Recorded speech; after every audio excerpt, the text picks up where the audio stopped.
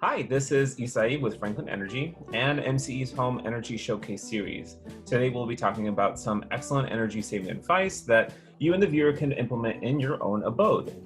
To help me today on bringing you some great energy saving advice, I'm bringing with me my favorite energy advisor, Erin de Leon. Welcome. Hi, how's it going?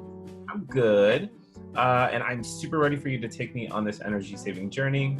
Before we walk the yellow brick road, I do want to ask you a question, which is, where do I start looking in my home to save some energy? Okay, well, first, let's take a look at your energy bill. Okay, so I never look at that. Well, then how are you supposed to know how much energy you're using? Are you using more gas and electricity, or is it the other way around? When are you using the most energy? Well, it's a good thing I'm the host of this video because I get to be the one to ask the questions here. Okay, well, I know this is obvious, but if, for example, your electricity usage is high, we should begin by mentioning that unplugging electronics that aren't being used is a good place to start. So if you're using a power strip at all, make sure you get the one with the little switch so you can turn off all the electronics at once, especially for entertainment centers. Are you talking about one of these? Yes, indeed. Well, Switch, you are my new best friend. Yes. Plus, a lot of electronics that are plugged in can emit heat even when resting, which is not what you want during these summer months. My computer does emit a lot of hot air. Yeah. Well, if you unplug your items, including shutting down your computer when they're not in use, that's a great way of preventing that.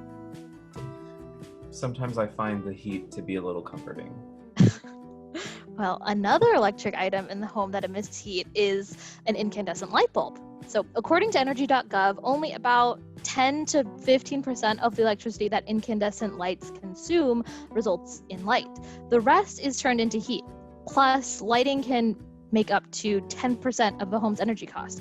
You could really save up to 75% of that energy by replacing incandescent light bulbs with LEDs. They also last longer and save you more money on replacements.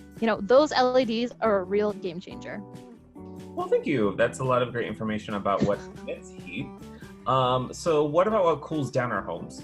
How can we use like fans or AC to our advantage instead of things that kind of like rack up on the energy bill every month? Sure. Well, there are ways you can use both to keep cool and comfortable. Like if you use your air conditioning, an Energy Star ceiling fan will allow you to raise the thermostat setting about 4 degrees Fahrenheit without compromising your comfort. So literally use AC and fan at the same time. But just like yes, exactly. Like super low. Yes, yeah, exactly. Because you just need to make sure that to turn both off when you leave the room, because there's no need to run the AC if you're not there, and fans cool people, not rooms. As well, running your air conditioning at 78 degrees Fahrenheit instead of 72 degrees Fahrenheit can save between 6 and 18% on your cooling bill. So set your thermostat as high as you can bear during the hotter weeks or months. Okay, so I can't be as tactile as I was. I can't be as tactile with an AC unit as I was with the thermostat, like I did earlier. But we can just pretend that I'm setting the AC down to 78 degrees.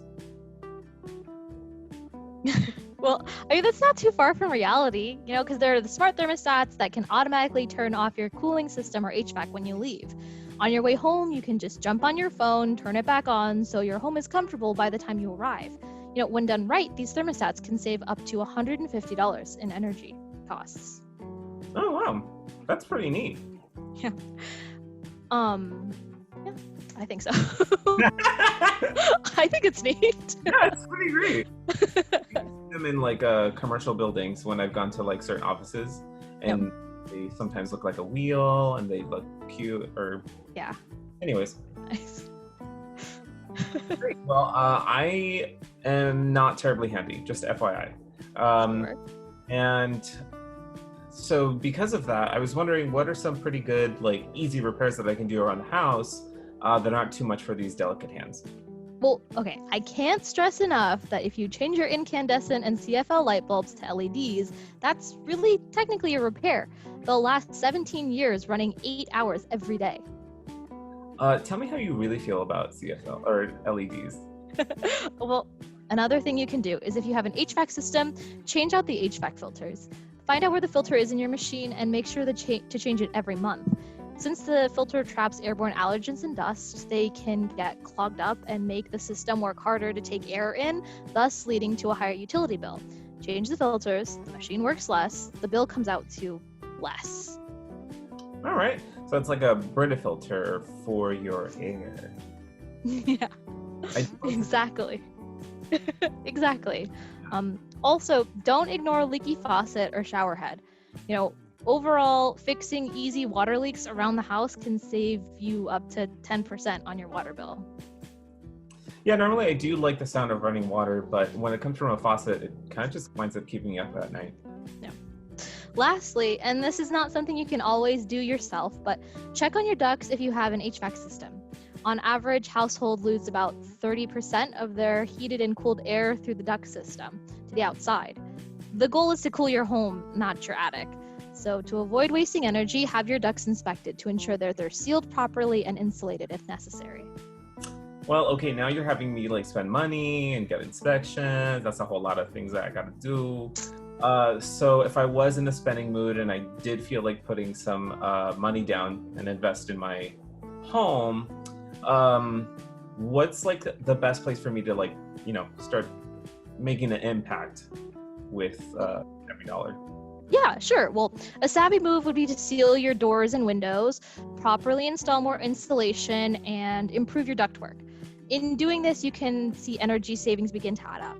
And if you have appliances like HVAC systems, window ACs, furnaces, or kitchen items like stoves or refrigerators that are 15 years or older, they tend to be a little inefficient by today's standards. In just 15 years? That's not that long ago. I know, totally. So due to all the recent developments in the air conditioning industry, cheaper HVACs on the market today can end up being more efficient than the high-end models that were installed 15 years ago. Time does leave us all behind. Well, if you're looking to replace appliances and want to make sure they're going to be efficient, look for the Energy Star rated models. Well, I do have a confession to make. I don't actually own this place. I do own these books though.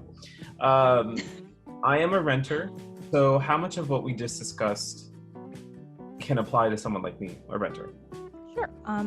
All the tips about the light bulbs, the comments on how to work your AC and fan can work for you as a renter. Also, our advice on plugging and unplugging electrical devices when they're not being used or using power strips with switches, those tips are universal. Cool.